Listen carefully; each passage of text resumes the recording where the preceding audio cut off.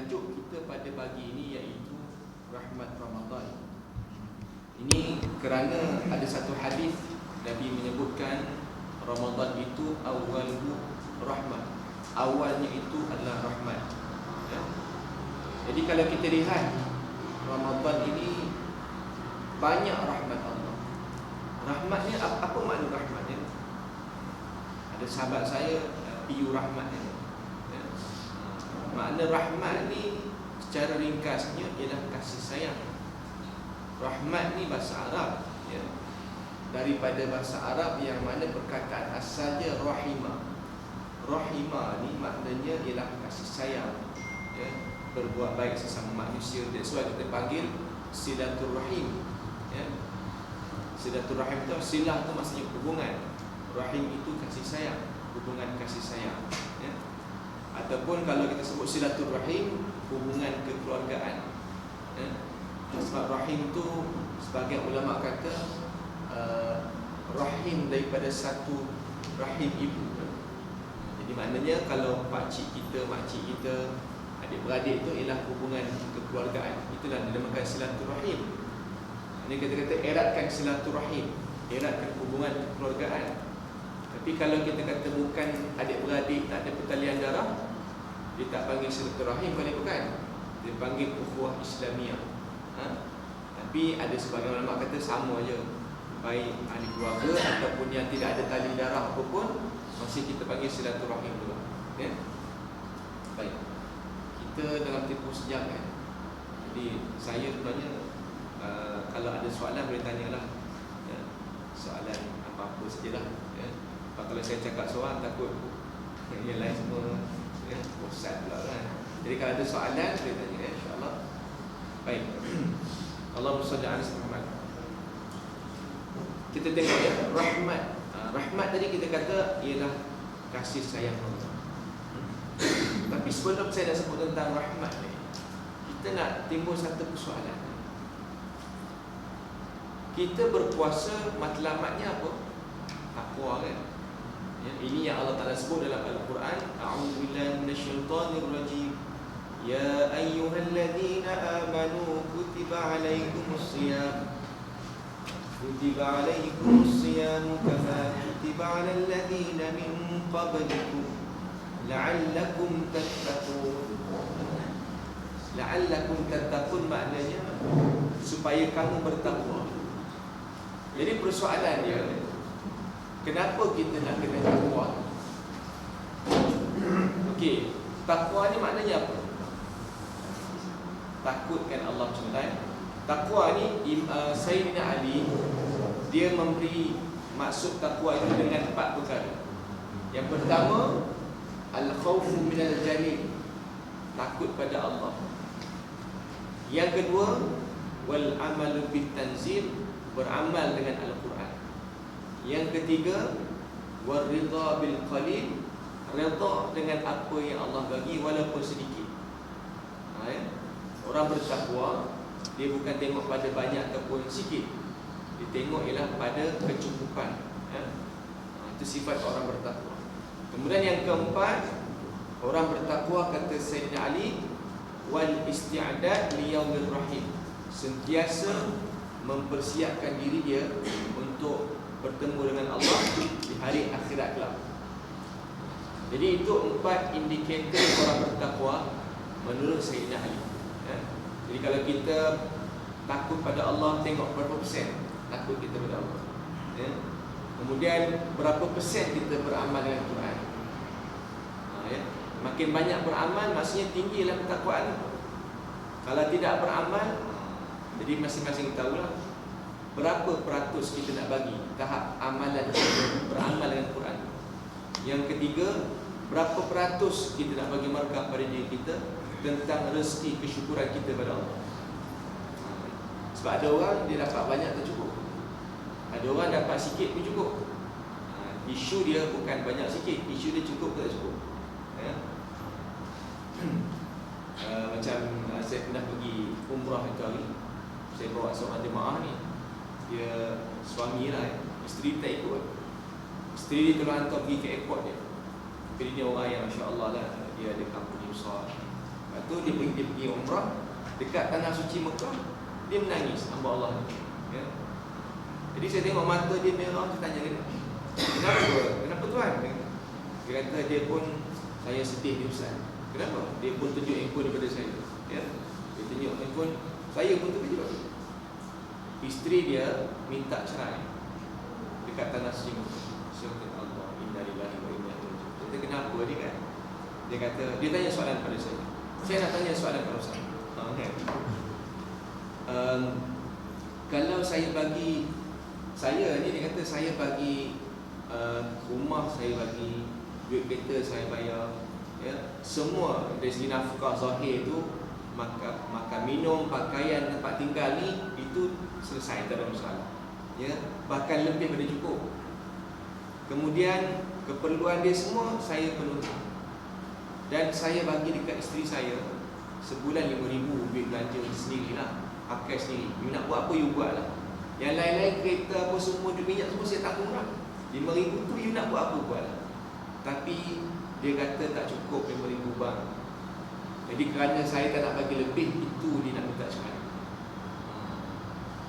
Jadi dia tanya kat saya, 5,000 tu cukup ke Ustaz bagi kat isteri? Maksudnya 5,000 tu bersih lah, tak ada apa. Dia tak ada fikir lain. Yang 5,000 ni nak buat apa, buat lah.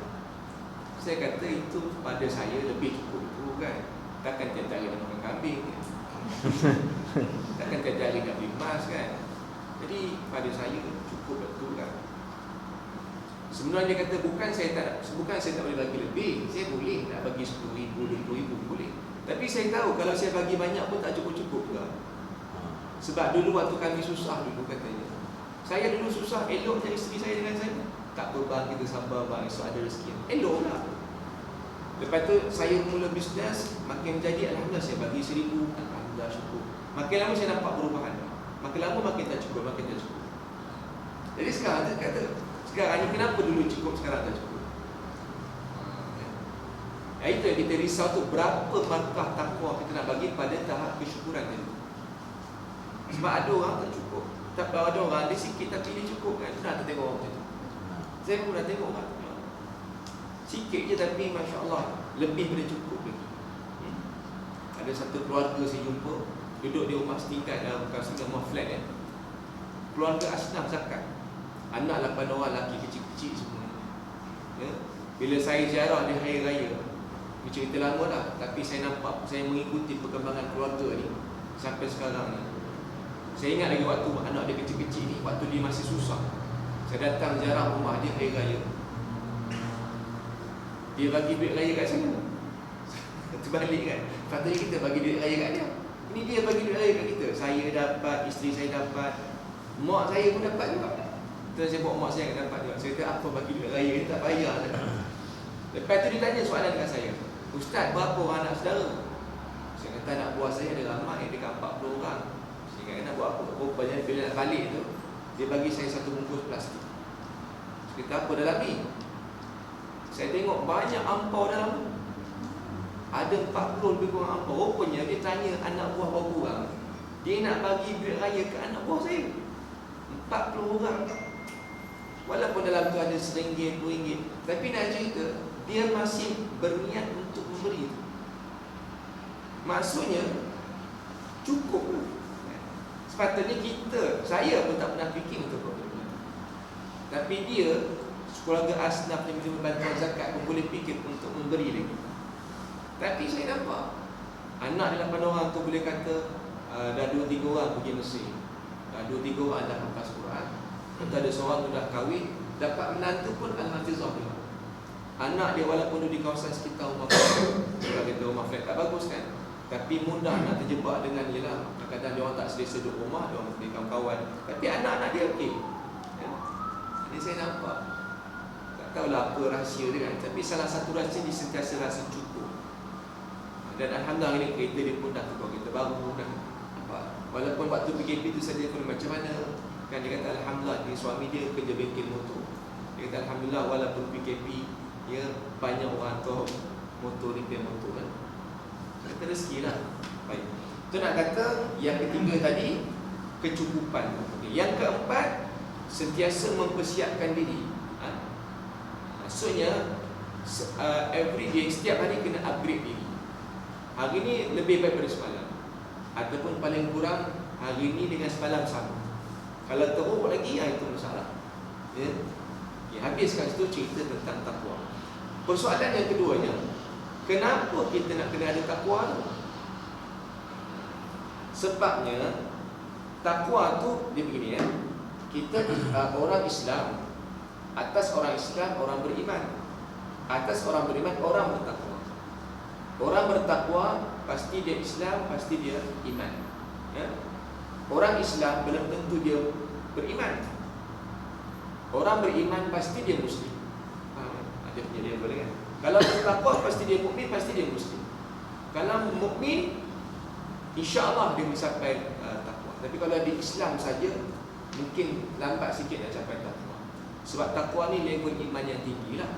So sebenarnya puasa ini natijah dia, matlamat dia supaya Allah nak kita capai takwa tu. Maka iman tu dia tinggi.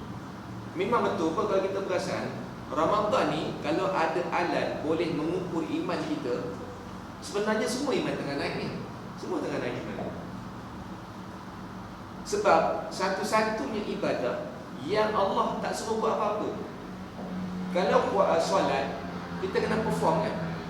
Kena niat, kena takbiratul ihram, sujud rukuk. Ke boleh solat tu duduk diam tu. Saja aku solat, lepas tu diam. Itu bukan solat. You kena perform 13 rukun tu. Haji pun kena perform juga. Cukupkan rukunnya, wajib haji semua. Dan last kali tahlul, baru selesai. Selagi tak tahlul, tak selesai. Kemudian kalau zakat, kena keluar duit. Boleh ke saya bayar zakat tapi tak keluar duit? Itu bukan zakat. Tapi mari ibadah puasa, tak payah buat apa-apa. Ada tak rukun puasa kena berlari 100 langkah? Tak ada. Jadi maknanya puasa ni Allah Ta'ala memang nak bagi pahala percuma. Solat tak buat tak dapat pahala. You kena buat baru dapat pahala. Zakat you kena buat baru dapat pahala. Tapi puasa you tak payah buat apa-apa, aku bagi pahala. Hanya niat je. Niat pun tahan je, tahan. Tak ada suruh apa. Nak tidur pun tak ada masalah. Tidur pun dapat pahala. Sesungguhnya Nabi sebut dalam satu hadis, inna sa'ima fil ibadah wa in kana na'iman ala firashi. Orang berpuasa ini, kata Nabi, dia berada dalam kondisi ibadah. Condition kita sekarang ni sedang ibadah ni, semua sedang ibadah. Ada buat apa, tak ada buat apa kan? Walaupun Nabi kata dia tidur di atas tilam yang empuk saja. Fokus dia bukan tidur tu. Fokus yang Nabi nak bagi tahu ialah kerana dia berpuasa, lalu dia tidur. Tidurnya kerana dia sedang berpuasa. Jadi sebabnya dia sedang berpuasa, itu dapat pahala. Ataupun kita kata kalau kita duduk diam saja, menung, tengok langit, tengok bumi, tak ada buat apa-apa, tengok sana, tengok sini pun dapat pahala. Bermakna subuh tadi, azan subuh pukul 6 kurang 5.58 macam tu, azan subuh sampai 7.20 lebih kurang kita berbuka puasa. Maknanya lebih kurang 13 jam lebih kita berpuasa. Daripada subuh tadi, setiap saat itu dinilai sebagai pahala. Pahala. Tak ada buat apa-apa. 13 jam lebih pahala dapat. Solat 5 minit, habis solat, habis dah pahala. Puasa daripada subuh sampai ke maghrib nanti pahala saja. Sebab tu sebenarnya memang Allah Ta'ala nak bagi kita takwa pun. Sebab semua iman tengah naik ni, cuma tak nampak. Tinggal lagi tambah kita buat takbirah, lagi iman naik. Nanti solat tambah lagi, baca Quran lagi, double up, triple up pahala kita dapat. So memang Ramadan ni memang Allah nak bagi peluang untuk kita jadi baik. Tinggal lagi kita nampak ataupun tak nampak. Jadi kita tengok ya, saya tanya tadi kenapa kita perlukan sangat takwa tu? Kerana bila kita ada takwa, capai takwa, maka kita akan dipelihara oleh Allah Subhanahu Wa Taala. Kalau Muslim, Allah pelihara juga. Kalau mukmin, Allah lebih kuat pemeliharaan. Kalau takwa lebih tinggi, Allah pelihara kita. Sekarang ni kita perlu tak pemeliharaan Allah? Yes, perlu. Ya. Makin tinggi takwa kita, makin Allah jaga kita. Ya. Sebab apa? Ini saya cakap sebab ada bukti dia. Buktinya kalau kita lihat dalam surah An-Nur ayat yang ke-35. Apa kata Allah Subhanahu Wa Taala? surah An-Nur 35. Saya baca sikit ayat dia. A'udzubillahi minasyaitonirrajim. Allahu nurus samawati wal ardh. Mathalu nurihi kamishkatin fiha misbah. Al-misbah fi zujajah. Az-zujajatu ka'annaha kawkabun durriyyun yuqadu min shajaratin mubarakatin zaitunatin la syarqiyatin wa la gharbiyah yakadu zaituha yudhi'u walau lam tamsashu nar nurun ala nur yahdillahu linurihi man yasha' wa yadribullahu al-amthala lin-nas wallahu bikulli syai'in alim. Sadaqallahul azim. Yang saya nak sentuh tu ialah ayat yang di tengah, di hujung-hujung. Nurun ala nur. Apa makna nurun ala nur? Maknanya ialah cahaya di atas cahaya. Ayat ni 35 ni intipati dia, Allah nak jelaskan kita bagaimana kita nak faham hidayah Allah. Maka Allah datangkan perumpamaan. Tapi saya tak nak tafsirkan ayat ni. Cuma saya nak fokus pada perkataan nurun ala nur. Nanti boleh semak ayat tu, 35 surah An-Nur. Nurun ala nur, cahaya atas cahaya. Apa makna cahaya atas cahaya? Yang disebutkan cahaya itu ialah hidayah Allah. Ya. Ya. Okey. Katakan ini ialah diri kita. Ya, diri tuan-tuan dan puan. Bila kita sedang berpuasa, kita bercahaya. Cahaya apa? Cahaya iman. Ya, cahaya iman. Sekarang ni semua tengah bercahaya.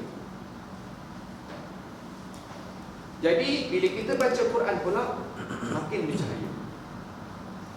Bila kita solat pula, makin bercahaya. Zikir pula bercahaya. Lagi buat kebaikan bercahaya, makin bercahaya. Ramadan ni semua orang bercahaya. Kuatlah cahaya dia berbanding bulan lain. Ya.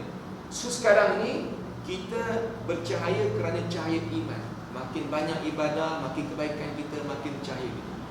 So kita ni dah cahaya.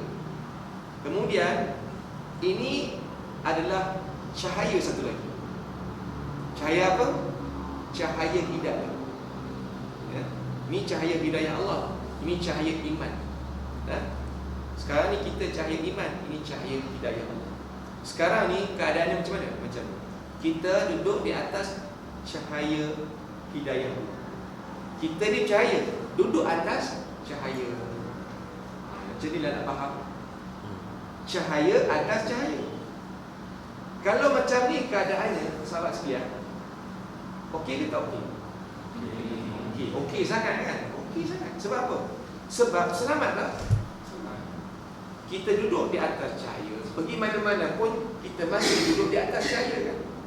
Pergi utara, selatan, balik kampung, di mana-mana pun still duduk di atas cahaya. So sekarang ni kita nak kuatkan lagi cahaya. Makin bertakwa, kita makin cahaya. Kemudian kuat lagi cahaya hidayah Allah, makin kuat, lagi besar cahaya. Kalau cahaya tu makin besar, selamat lagi. Makin selamat. Sebab itu yang saya kata, kenapa kita nak takwa tu sangat? La'allakum. Kenapa khatib tiap hari Jumaat sebut takwa? Supaya kita duduk di atas cahaya ni. Bila kita duduk atas cahaya, kita selamat. Ini dikuatkan lagi dengan kata seorang sahabat Nabi, namanya Ubay bin Ka'ab. Ya, sahabat Nabi namanya Ubay bin Ka'ab radhiyallahu anhu. Kata Ubay bin Ka'ab di sini, ya, bila mana kita telah mendapat cahaya iman dan takwa, maka kita tidak akan terlepas daripada 5 cahaya. Bila kita dah dapat takwa, iman kita naik, maka kita akan dapat lagi, kita tidak terlepas daripada 5 cahaya, kata Ubay bin Ka'ab. Yang pertama, perkataan kita cahaya. Perkataan kita, percakapan kita itu cahaya. Jadi sahabat-sahabat sekalian, bila cakap tu baik dia, tak dia nak ngata orang. Dia bukan bila kita cakap keluar cahaya, tidak. tapi perkataan itu baik. Cakap tak menyakiti hati orang, dia cakap benda yang baik, ya. Ini orang ni hebat. Sebab apa? Allah pelihara. Kemudian yang kedua, kata Ubay bin Ka'ab, yang kedua, amal perbuatannya itu cahaya. Dia buat apa pun baik. Dia buat apa pun baik. Kemudian contoh, ya, apa nama? Ni kisah Buya Hamka. Hamka ni ulama Indonesia. Dia pengarang kitab tafsir Al-Azhar. Hamka kata, Allahumma salli ala Muhammad, semasa dia berada di negara US, negara bukan Islam, ketika itu dia bermalam di sebuah hotel, ya. Hotel, kemudian selepas selesai solat Isya, habis solat Isya, Assalamualaikum warahmatullahi, Assalamualaikum warahmatullahi, tiba-tiba pintu bilik hotelnya diketuk. Maka dia pun buka pintu. Bila dia buka pintu, dia tengok pekerja hotel datang. Seorang lelaki, dia kata apa? Sir, tuan, kami menyediakan khidmat, kita menyediakan perkhidmatan seorang wanita untuk menemani tuan bermalam, tidur bersama tuan malam ni. Jadi tuan nak buat apa dengan dia pun boleh lah. Sebab ini bukan Malaysia, ni luar negara kan. Jadi macam mana tuan nak ke kita sediakan perkhidmatan tu? Hamka kata apa? No thanks. Dia tutup pintu, dia duduk balik dekat tikar sejadah dia. Lalu dia fikir sekejap, apa salahnya kalau aku terima pelawaan tersebut kan? Inilah peluang nak buat jahat pun. Apa salahnya aku terima, sebab aku bukan dekat Indonesia. Kalau di Indonesia ni mudah viral itu. Kalau aku dekat luar ni, bukan orang kena apa. Kalau viral pun orang bukan kena apa. Tapi di Indonesia tak boleh. Inilah peluang kan. Inilah peluang. Lepas tu kadang-kadang orang nak buat jahat, dia pergi luar negara. Dalam takut, buat luar okey sikit. Dalam kata payah, luar okey. Tapi tengok biar Hamka kata, macam yang aku pelik tu katanya, macam mana aku boleh tolak pelawaan tersebut tanpa aku fikirkan terlebih dahulu. Kalau kita bukan tuan lah ya. Tapi kalau saya kot, kita kata dekat pegawai kerja tu, give me 5 minutes, I want to think first. Fikir dia buat soal istikharah dulu. Istikharah tak boleh ya, itu maksiat. Jangan nak istikharah maksiat, istikharah tak boleh. Tapi kita kata tak apa, bagi saya masa bagi fikir, nak ke tak nak ke tak. Okey juga kan. Salahnya sekali-sekala, mana boleh sekali-sekala lah. Jadi nak cerita yang Hamka kata, macam mana dia fikir, macam mana aku boleh tolak tanpa aku fikir. Lidah cakap tanpa fikir. Jadi dia kata, itulah yang tandanya, dia nak bagi tahu, itulah kerana Allah pelihara. Percakapannya cahaya, perbuatannya itu cahaya. Sebab Allah pelihara dia. Makin kuat takwa tu, makin kuat Allah jaga kita. Ya Allah SWT. Itu hebat takwa. Baik. Sebab tu, okey, kemudian kita habis yang kedua. Tengok yang ketiga pula ya. Yang pertama tadi Ubay bin Ka'ab kata orang bertakwa dia dapat perkataannya cahaya, amal perbuatannya cahaya. Yang ketiga apa dia? Tempat masuknya percaya. Ya. Orang bertakwa masuk ofis cahaya, masuk rumah percaya, masuk dalam kereta percaya, masuk shopping mall pun percaya. Ha? Walaupun shopping mall pun mana cerah pun, kita pula cahaya lagi. Makin percaya tu. Sebab apa? Orang bertakwa, dia masuk tempat tu percaya tak? Bukanlah tempat dia percaya tak, tapi memang kita tu percaya. Sebelum saya terlupa, bulan Ramadan ni banyak orang shopping kan. Pergi bazar Ramadan, pergi shopping mall, pergi macam-macam kan. Ya. Jadi saya nak pesan supaya bila kita masuk pasar, kedai ke apa, bacalah doa ni. Ya? Kena baca doa ni. Mungkin ramai tak amalkan. Kadang-kadang saya pun lupa juga. Bila saya cakap ni saya ingat. Doa yang Nabi ajar, Nabi kata bila kita masuk pasar, tak kisahlah masuk pasar, kedai makan ni pun boleh juga baca doa ni. Apa doa dia? Senang, dia dah hafal semua. Doa dia, boleh ikut saya ke? Ikut ya. La ilaha illallah wahdahu la syarikalah, lahul mulk wa lahul hamd, yuhyi wa yumiit hayyun la yamut biyadihil khair wa huwa ala kulli syai'in qadir. Nampak? Okey kan? Okey. Senang je nak tahu doa ni, tanya kepada Syekh yang berseri-seri wajahnya, Syekh Google namanya. Kan berseri-seri wajahnya sendiri kan, tanya dia. Google ni bagus ya. Dia memang Syekh tu pun alim. Tapi masalahnya yang buruk pun tahu juga. Itu masalah tu kan. Baik pun tahu, yang jahat pun tahu juga. Ya Allah. Tapi tak apalah, kita tanya yang baik. Tanya doa masuk pasar, keluarlah. Itu hadis Nabi tu. Apa ganjaran baca doa tu? Okay, paling ringkas kalau tak hafal doa tu, ambil doa yang pendek nama. La ilaha illallah wahdahu la syarikalah, lahul mulku wa lahul hamdu wa huwa ala kulli syai'in qadir. Itu paling ringkas. Yang panjang sikit tu lagi baguslah. Ya. Okey. Doa tu Nabi kata bila kita masuk pasar baca doa tu, kita dapat 3 ganjaran fadilah. Yang pertama, Allah akan kurniakan kita 1 juta kebaikan. Saya semak hadis ni bukan hadis palsu. Sebab ciri-ciri hadis palsu, kebiasaannya amalan sikit, ganjaran terlalu melampau. Tapi ini memang melampau pun. 1 juta pahala kata dia. Senang nak dapat pahala. Tapi hadis tu hadis yang baik. Sama ada hasan ataupun sahih, tapi dia bukan dhaif. Kemudian Nabi kata yang kedua, akan diampunkan 1 juta kesalahan. Ya. Yang ketiga, akan diangkat baginya 1 juta darjah. So bacalah doa, insya-Allah. Okey, jadi balik kepada cahaya tadi kan. Perkataannya cahaya, amal perbuatannya cahaya, tempat masuknya cahaya. Yang keempat, iaitu apa? Tempat keluarnya juga bercahaya. Dia keluar pun cahaya juga. Masuk shopping mall pun cahaya, keluar pun cahaya juga. Baju raya dapat, keluar pun cahaya juga. Ya? Sebab tu kalau orang datang rumah kita, tambah kalau dia orang baik, ya, layan dia dengan baik. Sebab apa? Dia datang bawa masuk cahaya. Dia keluar tu bukan bawa cahaya pun, dia bawa sekali dosa-dosa kita keluar. Itu bagus tu kalau orang datang rumah kita tetap. Okey, kemudian yang kelima, Ubay bin Ka'ab kata apa? Tempat kembalinya nanti bercahaya, iaitu syurga nanti bercahaya. So maknanya yang 4 tadi tu, perkataan, perbuatan, tempat masuk, tempat keluar, itu cerita dunia.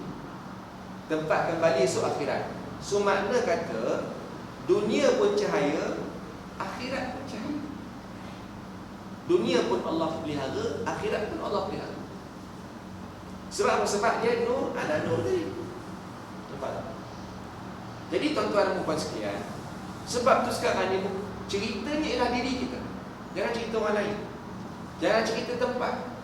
Kalau kita cerita Mekah, kalau kita nak jadi baik, kita pergi Mekah. Pergi Mekah belum tentu baik. Belum tentu. Melainkan kalau betul-betul dia nak jadi baik, itu insya-Allah. Sebab ada orang pergi Mekah bawa balik toyol kan? Pernah dengar? Beli Mekah bawa balik toyol. Ada. Toyol tu jin. Toyol tu jin. Memang dekat Mekah ada tiang jin. Saya tak tahulah betul ke tidak kan. Tapi sahabat cakap ini tiang jin. Kalau orang kata nak dapat jin apa, minta kat sini. Saya tak tahulah kalau buat mungkin betul kot. Dia mesti tak buat lah kan. Kan buat jadi pula kan payah pula. Jadi nak cerita, ada orang bawa balik jin. Dan kalau maknanya dia pergi tempat yang macam Mekah tu kan bercahaya, tempat yang baik. Tapi kalau kita ni gelap, pergi tempat cahaya pun gelap juga. Tak berubah pun. Sekarang ni diri kita, aku nak jadi baik, aku pergi Mekah lah, belum tentu balik jadi baik. Sebab kalau kita gelap, pergi tempat cahaya pun, sebabnya Mekah tu kan tempat baik. Abu Jahal pun tak Mekah, Abu Lahab pun di Mekah, gelap je. Lagilah dekat dengan Nabi. Sekarang ni bukan cerita tempat tu kita. Sebab tu Buya Hamka, orang datang kat dia, Buya, saya tengok dekat Mekah Madinah ada orang buat maksiat, ada orang zina. Buya Hamka kata apa? Aku ni pergi kat California, aku pergi US aku tak nampak pun maksiat kat sana. Kenapa kau pergi Mekah buat maksiat? Sekarang ni ceritanya bukan tempat tu. Buya Hamka tu dia percaya. Pergi tempat yang gelap pun dia tetap percaya. Sebab apa? Nurun ala nur tadi. Faham kan? Sebab tu yang kita kata kepentingan takwa. Nak sangat tu sebab apa? Bukan cakap kosong je. Sebab benda tu kita nak cakap. Ya, dapat 5 tu masya-Allah kita. Ya. Sahabat-sahabat yang dirahmati Allah Subhanahu wa taala sekalian. Ada satu kisah ya. Ini kisah seorang, ini kisah dalam saya baca satu kitab lama lah ya. Kisah orang soleh, dia bukan kisah sahabat Nabi, tidak, kisah motivasi sajalah. Ada seorang pemuda, dia ni agak lurus gendul ya. Kurangnya dia agak lurus sikit lah. Tapi kelebihan dia terror matematik. Kira dia bisa orang macam tu, ada kurang ada lebih. Lebih dia pandai matematik. Jadi mak dia nak anak yatim, tak ada ayah. Mak dia hantar pergi mengaji kat satu pondok. Dia pun mengaji dekat pondok. Lepas habis pengajian dekat pondok tu dengan seorang tok guru tu kata apa? Hari ni kita dah habis dah mengaji kitab semua, aku dah mengaji habis dah. Maka sekarang ni pulanglah kalian ke rumah masing-masing dan ingat pesanan aku 2 perkara. Yang pertama, kamu balik nanti, kamu buat kerja macam kerja bapa kamu. Yang kedua, kamu apa pun kamu buat, ingat kamu kena jadi orang yang bertakwa. 2 pesanan tu ya. Balik buat kerja bapa. Yang kedua, jadi orang bertakwa dalam apa pun yang kamu buat. Dia pun balik, dia tanya mak dia, mak, dulu abah kerja apa? Mak dia kata, abah kan dah lama meninggal. Tak, sebab tok guru pesan kena buat kerja sama macam kerja bapa. Jadi mak dia kata, Allah, bapa kamu dulu kerjanya pencuri. Sudah dia kata. Jadi kalau tak nak terpaksa lah jadi pencurinya, dia pun jadilah pencuri. Sebab dia kan lupa. Jadilah pencuri. Satu hari dia keluar pada rumah dia, pergi rumah jiran, nak merompak rumah jiran dia. Bila nak pecah masuk rumah jiran dia, dia teringat pesanan tok guru dia, apa pun kamu buat, kamu kena bertakwa. Yang aku faham, aku belajar duduk orang bertakwa, mana boleh menyakiti hati jiran. Uish, tak boleh dia kata. Ini bukan orang bertakwa. Tak jadi mencuri apa. Dia berjalan lagi sampai dah satu rumah, itu rumah anak yatim. Dia pun nak pecah masuk rumah anak yatim tu, dia teringat pesanan tok guru dia. Apa pun kamu buat, kamu kena bertakwa. Apa yang aku faham, orang bertakwa tak boleh makan harta anak yatim haram. Uish, tak boleh. Berjalan lagi sampai dah satu rumah banglo yang besar. Dia pun masuk rumah tu, dia kata mungkin inilah tempat yang patut aku mencuri. Dia pun masuk satu bilik. Dalam bilik tu banyak harta, duit banyak. Dia ni kan pandai matematik. Lalu dia pun kira berapa harta tuan rumah dia ada. Duit dikira satu. Banyak sangat hartanya. Kira-kira sampai ke subuh. Azan subuh, Allahu Akbar, Allahu Akbar. Maka dia teringat pesanan tok guru dia, apa pun kamu buat, kamu kena bertakwa. Yang aku tahu, orang bertakwa kena solat di awal waktu. Dia pun berhenti sekejap. Dia pun ambil wuduk dekat swimming pool kat rumah tu. Dia ambil wuduk, tuan rumah tu dengar ada orang masuk rumah. Tuan rumah pun turun, dia kata, kamu ni siapa? Maka dia kata, saya ni pencuri tuan. Pencuri? Ni buat apa ni? Saya tengah ambil wuduk ni. Kenapa aku ambil wuduk? Solat subuh lah, solat subuh. Tuan ni siapa? Saya tuan rumah. Jom kita solat subuh sama-sama lah tuan. Baik pula. Itu orang bertakwa kena solat subuh awal waktu tuan. Tuan rumah ni kan takut pencuri. Yelah, dia pun solat subuh sama-sama. Lepas habis solat subuh, tuan rumah tanya, kamu ni sebenarnya siapa? Saya pencuri tuan. Tapi kenapa baik sangat ajak aku solat subuh ni? Kan? Oh, sebab saya ni pencuri yang bertakwa. Pencuri bertakwa dari Allah. Dia kan lurus sikit. Lepas tu kata, tuan, saya dah kira dah harta tuan cukup banyak. Orang bertakwa, tuan kena bayar zakat. Tuan bayar zakat ke belum? Tuan rumah ni kamu je. Aku ni kan tak pernah orang sebut pasal zakat. Kamu ni yang mengingatkan aku pasal zakat. Dah lah pencuri, ingatkan pasal zakat pula. Dia kata, pelik kamu ni. Maka dia kata, tak apalah. Macam ni, kamu kahwin dengan anak aku. Kahwin dengan anak aku, kamu duduk dengan aku, dan kamu jadilah penasihat aku. Kan? Jadi ceritanya, habis cerita dekat sini macam ni. Dia nak mencuri tak jadi. Dia nak buat apa tak jadi. Sebab apa? Sebab nurun ala nur tadi. Faham kan? Benar kata Nabi, la yasriq hina yasriq fahuwa mu'min. Tidak akan mencuri seseorang itu ketika dia nak mencuri ada iman dalam dada dia, kata Nabi. La yazni hina yazni fahuwa mu'min. Tidak akan berzina seseorang itu ketika mana dia nak berzina, ada iman dalam diri, ada takwa. Allah punya. Sama cerita pencuri tadi kan, dia nak curi tak jadi sebab apa? Allah jaga dia. Akhirnya bukan itu je dia dapat. Dia dapat apa lagi? Dapat rezeki yang tak disangka-sangka lagi. Kahwin. Dapat pak mentua yang kaya pula. Selesai masalah. Bawa mak ke dulu nanti. Nampak? Itu kan janji Allah, bukan janji manusia, bukan janji saya. Yang biasa kita baca dalam surah At-Talaq 2 dan 3. Yang ayat ni semua orang suka. Yes, ayat 1000 dinar kan. Wa may yattaqillaha yaj'al lahu makhraja wa yarzuquhu min haitsu la yahtasib. Barang siapa yang bertakwa, Allah buka jalan keluar dan Allah bagi dia rezeki yang tak disangka-sangka. Itu janji siapa? Janji Allah. Tapi berapa ramai yang yakin dengan janji Allah?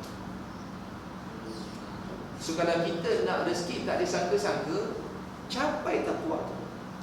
Sebab syarat dia itu. Syarat dia Allah kata bertakwa, bukan syarat orang Islam.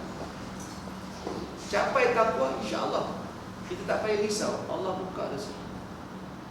Ada beberapa tokoh yang saya kagum dalam kehidupan. Kita boleh ambil inspirasi. Antaranya almarhum Dato' Dr. Harudin rahimahullah ta'ala. Kuburnya sekarang ni dekat US. Buat rawatan, akhirnya meninggal dunia kat sana, ke bumi kat sana. Tapi saya kagum apa tu? Saya yakin dia ni dapat nurun ala nur. Dan memang rezeki cukup banyak. Semua orang nak luas rezeki kan? Saya pun nak. Semua orang nak. Kita nak rezeki tak disangka-sangka kan? Semua orang nak. Tapi contohnya almarhum ni, beliau ni kaya, tapi dia tak berniaga pun. Berniaga pun, tak ada produk, tak ada. Bukan salah berniaga kan? Dalam fabrika berniaga kan? Itu satu pekerjaan yang baik lah. Sunnah Nabi. Nabi pun berniaga. Tapi nak cerita almarhum ni, dia tidak berniaga. Dia ada pusat rawatan Darul Syifa dan dia mengajar. Ya. Tapi dia kaya. Kaya apa dia? Kayanya Allah bagi rezeki kat dia tak sangka-sangka. Ceritanya dia bukan dulu rezeki turun langit, tak ada. Allah masih melalui makhluk dia. Ada satu kisah ni. Almarhum ni didatangi oleh seorang hamba Allah. Dia kata, Tok saya ni, dia isteri dia mengandung dan dia nak gugurkan kandungan anak. Mungkin dia tak bersedia ke apa. Tapi Tok pesan jangan haram hukum dia. Maka dia bagi nasihat pada hamba Allah ni, jangan gugurkan, jaga kandungan baik. Dia pun ikut nasihat. Alhamdulillah anak tu selamat salib, selamat lahir. Dan hamba Allah ni datang jumpa Tok Guru ni, almarhum, minta tahnik anak ni. Jadi almarhum pun datang tahnik anak dia. Lepas tahnik, hamba Allah ni salam dengan Tok Guru ni, dia bagi satu sampul. Sampul ni dia pun tolak, saya tak nak apa-apa. Jangan, saya datang ni memang suka nak meraihkan sana. Tapi tak apa tu, saya dah niat nak bagi ni. Jadi mungkin disangka 100-200 macam tu lah. Tok Guru tak buka pun sampul tu. Lama baru dia terperasan sampul tu, dia saja buka. Bila buka sampul tu, ada cek nilainya RM 1 juta atas nama almarhum. Terkejut dia. Cek ni 1 juta RM, nama sendiri. Dia telefon balik hamba Allah ni, ni cek ni salah bagi ke apa ni? 1 juta nilai ni. Dia kata memang saya nak bagi ke almarhum. Kat Guru ni, saya memang niat saya nak bagi. Terpulang, bukan untuk apa. Untuk pun nak buat, aku buat lah. Memang saya bagi halal. Jangan macam tu, ya, niat saya. Tapi tuan-tuan tahu apa dia buat? Kalau kita dapat 1 juta tu, kita buat apa? Kalau saya dapat 1 juta tu kan, ada siapa nak bagi kat saya kan? 1 juta tu kita buat apa? Macam-macam dalam kepala dia kan? Tapi dalam kepala almarhum, dia tak nak duit tu. Dia buat apa? Dia tengok ada satu masjid dekat Langkawi sedang dalam pembinaan dan perlukan dana. 1 juta tu dia bagi kat masjid Langkawi. Sebab tu waktu saya pergi Langkawi, orang kata ini Masjid Harudin. Sampai orang namakan Masjid Harudin. Dia bagi 1 juta tu dekat sana. Orang ingat duit dia. Bila masjid tu siap, AJK jemput dia datang bagi ceramah. Dan dia bawa sekali hamba Allah yang bagi cek. Sampai di masjid, Dia pun ceramah dan dia kata duit 1 juta yang saya infakkan itu hari bukan duit saya, duit sahabat saya datang bersama dengan saya. Terkejut Allah. Begitu mulianya dia, tak ambil 1 sen pun bahkan disumbangkan. Kalau saya dapat 1 juta tu, saya sedekah juga, tapi 100,000 saja pun dah banyak lah. 900,000 lagi aku ambil kan? Betul. Bagi 100,000 tu kira banyak tu. Bagi sedekah 1,000 wah, aja untuk ustaz ni. Saya dah 900 lagi, saya risau apa lah. Ke boleh 900,000 sedekah 100,000 dah ambil. Berat kau sedap. 900 bagi 100. Berat dia rasa kan. 100 tu ringan sikit, ada baki 900. Tak, itu saya tak. Tapi cerita rezeki dia luas. Kemudian ada sahabat saya cerita, ni cerita betul tak? Waktu dalam mesyuarat dengan almarhum ni nak buat kompleks dakwah dekat Bangi, adalah penaung. Waktu dalam mesyuarat, waktu tu tak siap, bangunan tak siap. Almarhum tanya, berapa lagi kita perlu ni? Kalau kita lagi baki lah 200,000 je. Okey, dia kata, tak apalah, saya bagi duit saya dulu. Dia bagi 200,000. Ya. Jadi dia kata esok kalau dah ada dana tu, bolehlah bayar balik kan, saya bagi dulu. Jadi bila dah dapat dana tu, maka dia orang pulang balik pada almarhum. Dekat almarhum kata apa? Tak apalah, saya dah halalkan. Jadi dia kuat memberi. Kereta orang bagi kat dia, kredit kad orang bagi untuk isi minyak dia. Dia bukan minta tak. Dia tak minta. Berapa kali pergi haji? Bukan dia nak pun. Tapi orang yang bawa dia. Sebenarnya itu cara jemputan Allah. Ada seorang kontraktor ke apa, dia nazar kalau dia dapat projek tu, dia nak bawa almarhum dia pergi haji. Sungguh dapat projek tu, last minute dia kata, jom saya nak bawa untuk guru pergi haji. Dan last minute dah, tak apa, tak payah risau, itu saya uruskan. Dia memang VIP ni. Dia bukan minta pun. Ada dia meraya-raya tolong apa, tak ada. Sebab dia pergi haji banyak kali lah. Tapi itu cara Allah nak jemput dia, sebab Allah sayang. Nah, ini antara yang saya cemburu dengan kebaikan. Ya, rezeki melimpah ruah. Sebab apa? Sebab dia yakin dengan janji Allah. Barang siapa yang bertakwa, Allah buka jalan keluar dan rezeki tak disangka-sangka. Sebenarnya bukan itu je. Kita tengok Imam Syafi'i pun banyak. Imam Syafi'i kaya juga. Antara ulama mazhab, imam mazhab yang kaya, Imam Syafi'i, Imam Malik kaya, Imam Hambali pun kaya juga. Tersilap saya satu je yang tak kaya, Imam Abu Hanifah. Yang tiga dah kata memang kaya. Kita perlu baca sejarahnya.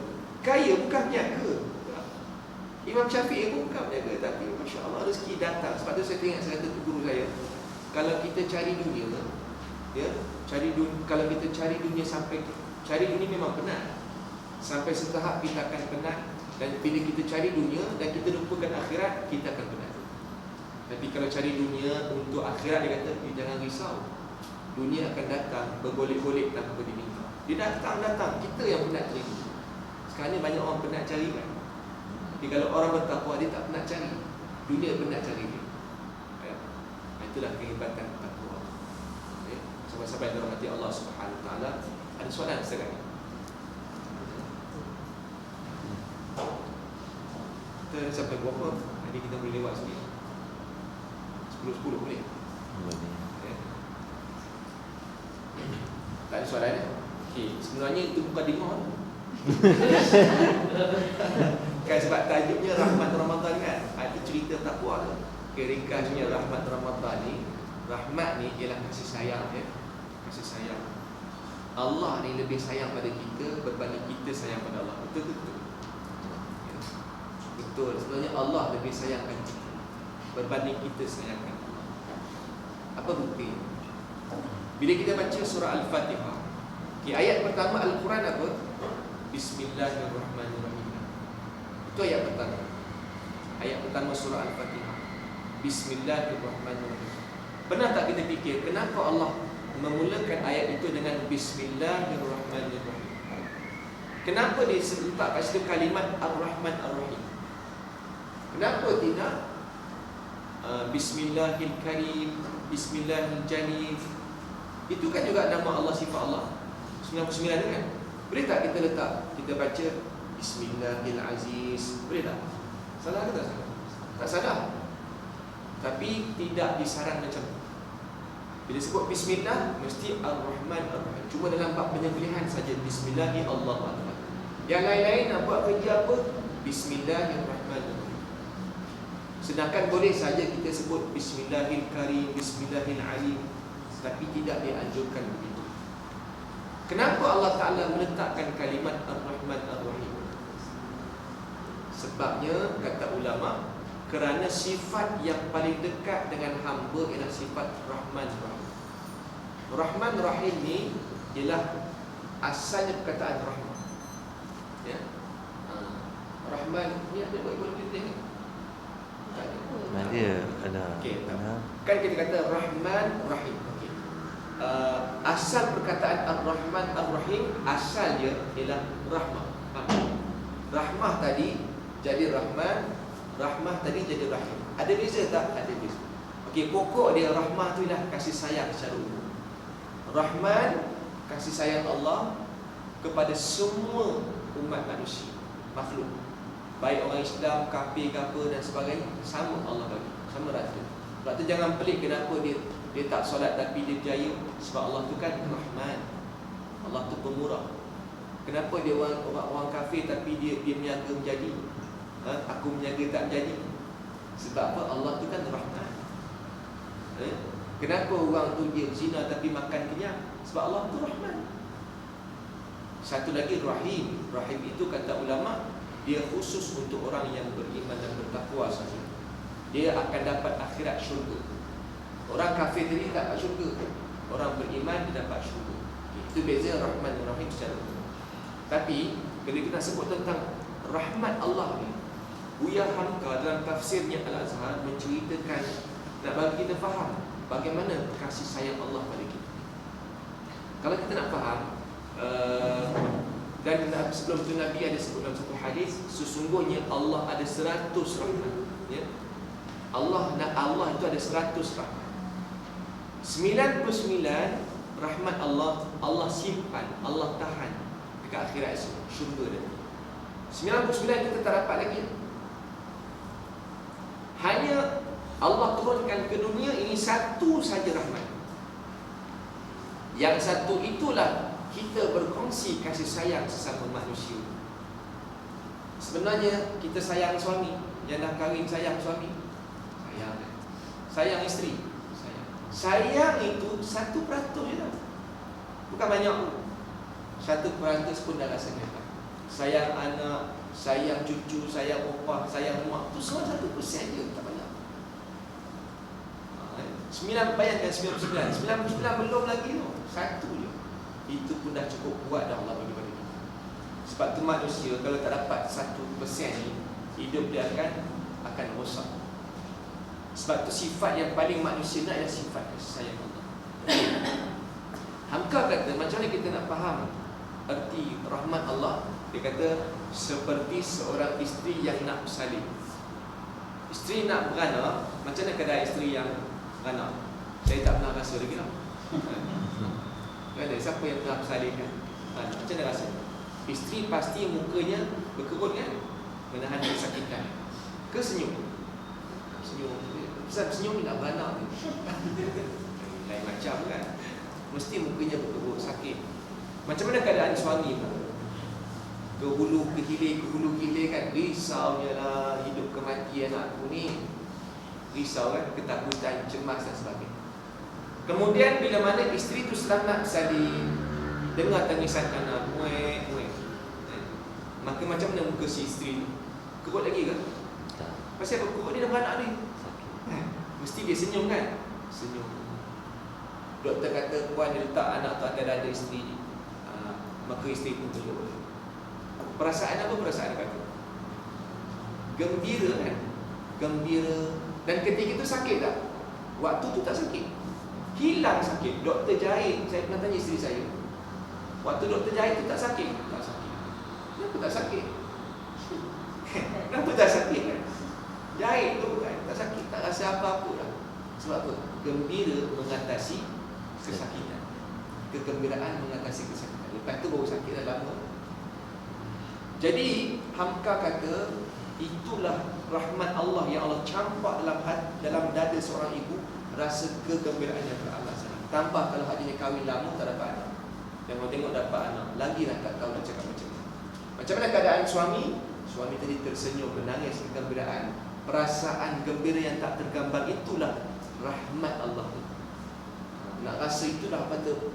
Hebat tu kan, seronok sangat, tak terkata tu 1% je. Hebat kan? Sekarang ni nak ceritanya pula, nak bagi faham lagi rahmat Allah ni macam mana.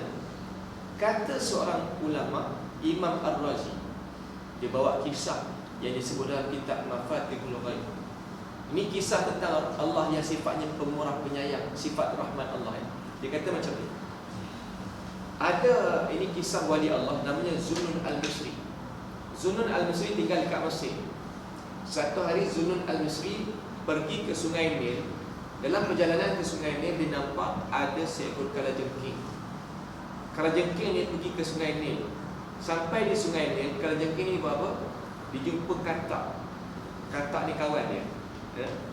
Ini kisah orang soleh dalam kitab tersebut macam tu. Kalajengking naik atas badan katak dan dia berenang dia masuk dalam sungai ni, dia berenang ke seberang sana. Zunnun Al-Misri tengok pelik, dia ikut ke mana kalajengking ni pergi. Sampai seberang sana, kalajengking ni buat apa?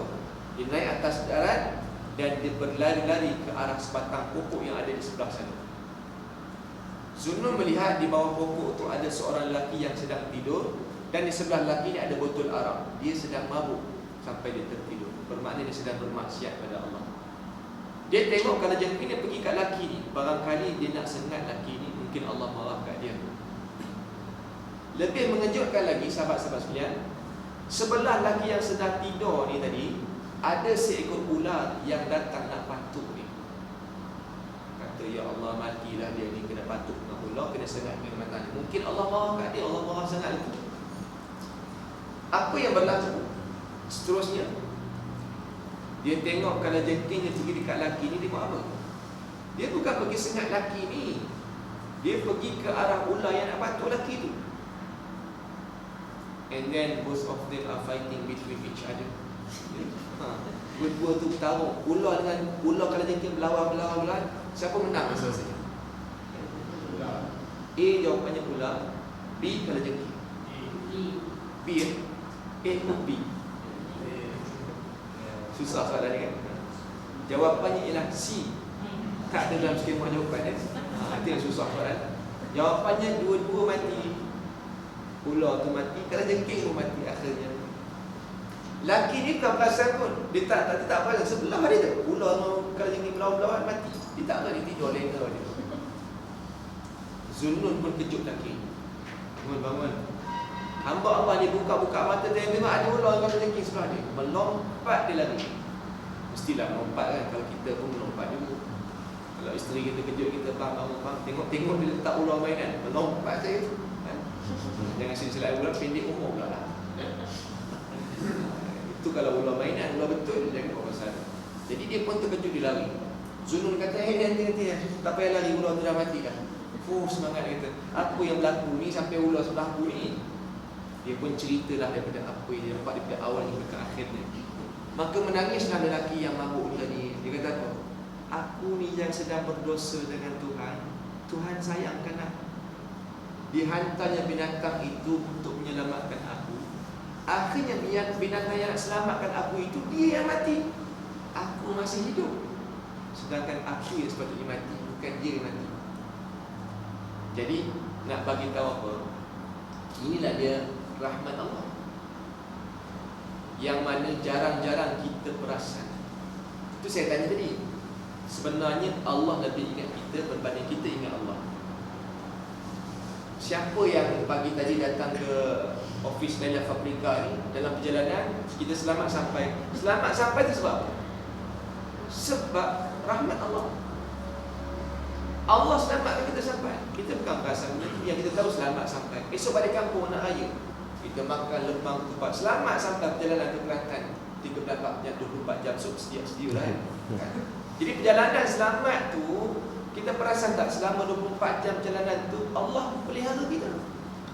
Itu tanda rahmat Allah. Kita bukan perasan pun. Yang sedang tak solat pun, orang yang tak solat, Allah tengok tak solat. Itu pun Allah sayang dia. Allah bagi dia hidup lagi. Bukan kita perasan pun. Bayangkan, sedang tidak solat itu pun Allah sayang kita. Rahmat Allah. Orang yang mencuri, dia makan mencuri, dia sedang berzina sekalipun, sedang dia berzina, Allah sayang dia. Kalau tak, Allah matikan dia waktu berzina tu. Jadi sebenarnya siapa yang lebih ingat siapa? Rahmat Allah lebih. Tak.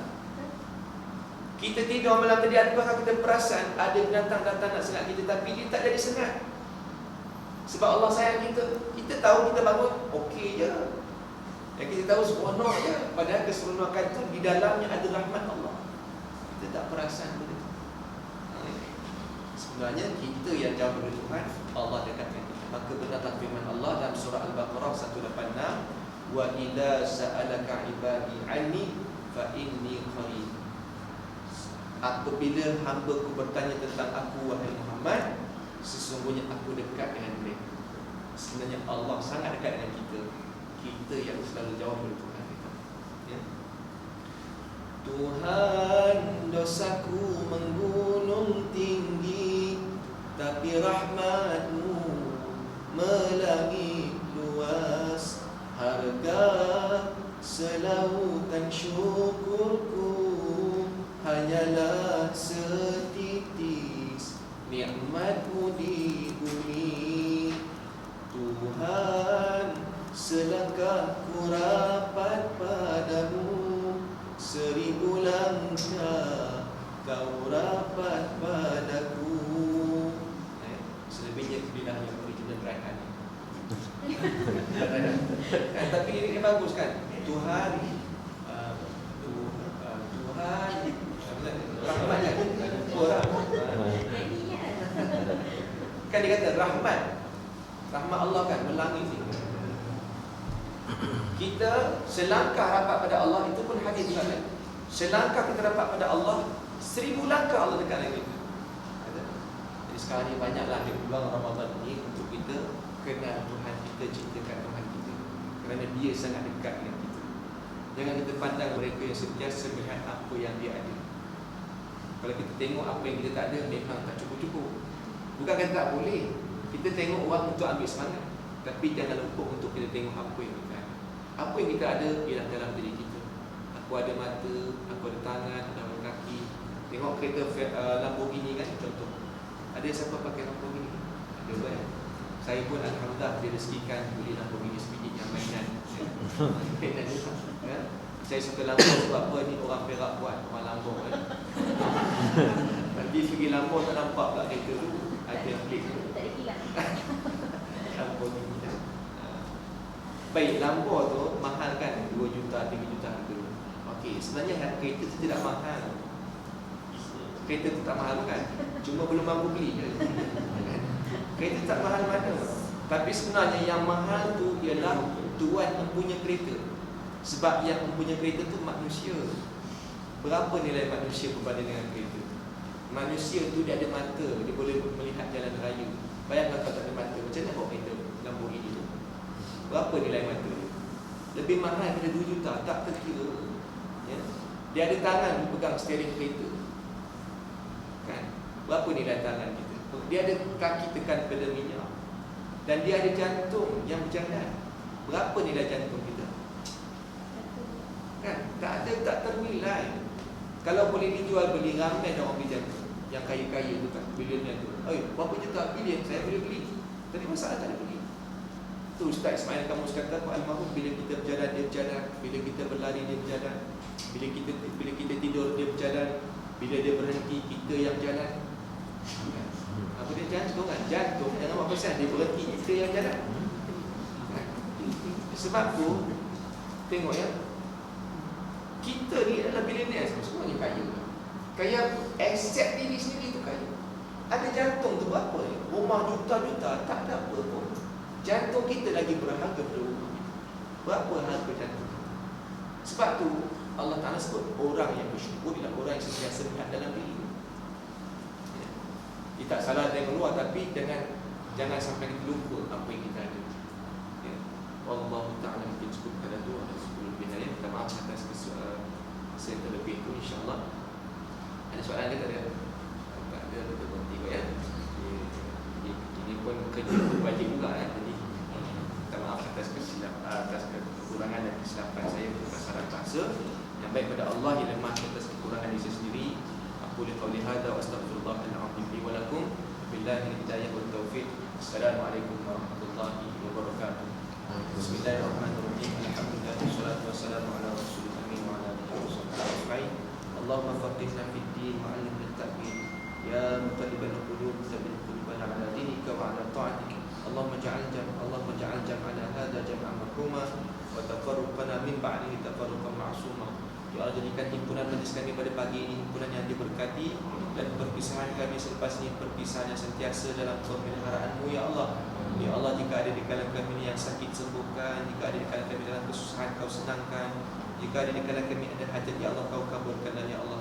Jika ada di kalangan kami dalam kesempitan, ya Allah, Kau luaskanlah rezeki kami ya Allah. Rabbana atina fid dunya hasanah wa fil akhirati hasanah wa qina adzabannar. Wa sallallahu wasallam ala Muhammadin rabbil alamin.